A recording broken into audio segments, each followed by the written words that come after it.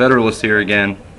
Can you believe what we just saw in this ridiculous healthcare comedy?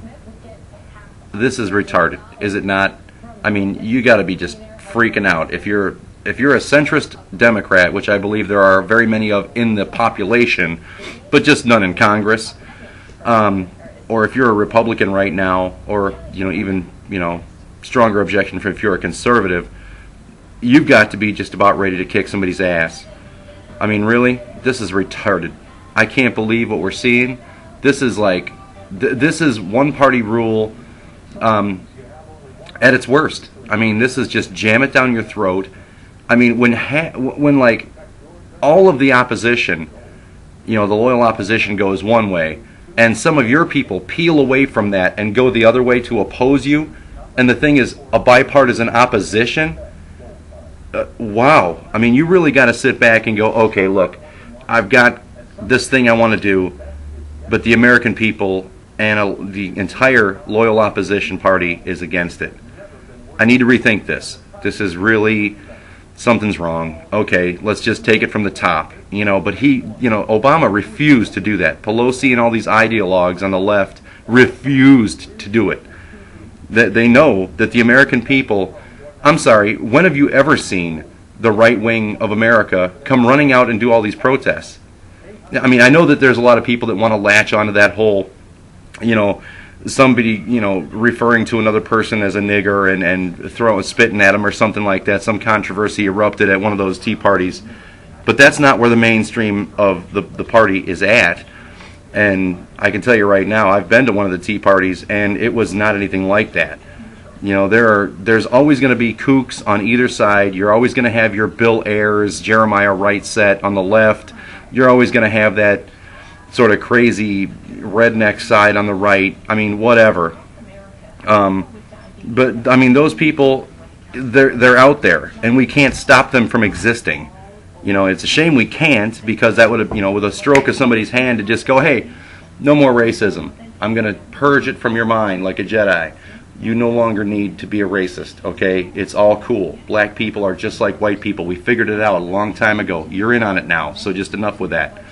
And that would be cool if we could do that, but we're never going to be able to do that. But to characterize the whole group that was out there for all, I don't know, 4 or 5 of these things now on the White House steps, you can't do that. It's just not possible. That's not the mainstream. That's like going to an NRA rally if you're an anti-gunner, and going out there and finding the one crazy-looking, fatigue-wearing redneck that's got just a wild aspect in his eye, and talking like crazy talk, like, the government's ought to take all our guns away so they can come and put chains around our necks, and they'll get that one goofy guy and make him like the guy that's the spokesperson for the whole movement, even though you've got people in 3-piece suits behind that guy, who would talk to you and give you an intelligible point of view and a rational argument. You don't want to hear that. They want to characterize the whole thing as, this was a bunch of wackos. If you talk to those guys in the suits, they're going to lend credence and credibility to the whole thing,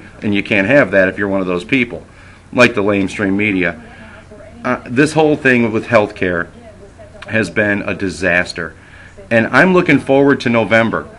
And we're going to see a change, all right. We're going to see a change. People have just suddenly woken up to the fact that if you're any kind of a conservative at all, Democrat or Republican, you can no longer trust the Democrat Party to do anything other than left-wing, ideologue, brute force type moves. That's it. That's all they understand. They want their agenda of big government control over every aspect of your life, from student loans to health care, to transportation, to the cars, to the private industry at large. They want everything under their power, under their control, so they can do what they see fit to do, and their vision of fairness will be in place. That's not what America is. I mean, I know there's a lot of people out there that don't touch politics because they either just are they're ignorant of politics, they don't really care about it, they don't feel that it affects them even though it does. Those people, I just say, don't vote. Seriously, just don't vote, because you've done harm now. You have done so much harm that it's going to take us a long time to get back out of this thing, if we ever do. We might have just given up a piece of our freedom. Now you're going to have to do something more that's going to cost you more of your hard-earned money. And if you're in the middle class like I am, this is going to cost you more. I know that they said that it wasn't going to cost you anything unless you made like $250,000. But we have these backdoor taxes that nobody ever seems to realize where that money really goes.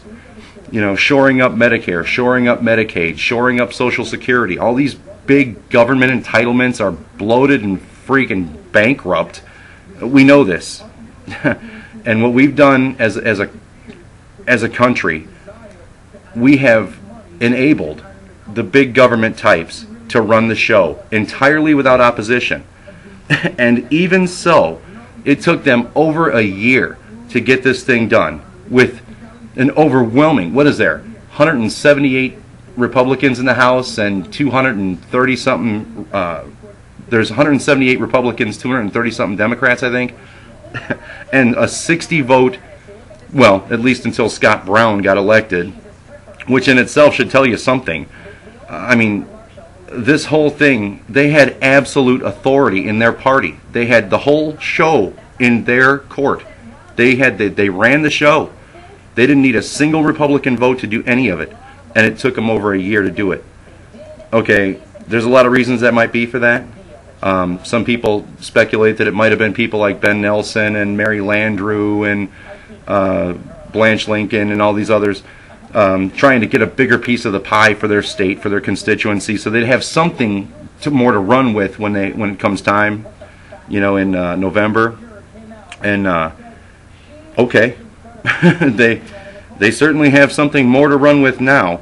They're running with a brick, is what they're doing. They're running with an anchor tied around their neck, and the name of that anchor is Obama Pelosi Reed. Harry Reid is not going to be your majority leader much longer. I mean, tell me what you guys think, but how's that change working out for us now?